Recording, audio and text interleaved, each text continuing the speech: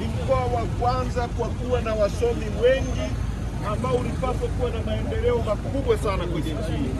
Lakini ni mkoa maskini kabisa, pamoja na kuwa na ziwa, pamoja na kuwa na maji, pamoja na kuwa na ardhi nyingi sana. Ardhi yenu ni kubwa kuliko nchi ya Rwanda. Lakini watu wa Rwanda hawana migogoro ya ardhi, hapa tuna migogoro ya ardhi. Kwa nini? Kwa sababu tuna watu ambao hawawezi kupanga nchi hii. Mnalima kahawa.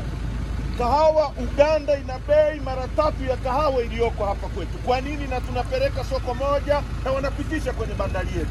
Kwa sababu tuna viongozi wa hovyo ambao hawana uwezo wa kuongoza nchi hii. Tunalima nini zenu, hamna namna ambayo mnaweza kuzisafirisha zikawaletea faida na mkabadilisha maisha yenu, mkajenga nyumba na mkaishi vizuri. Kwa nini? Kwa sababu ya viongozi walioko madarakani. Sasa tunakuja hapa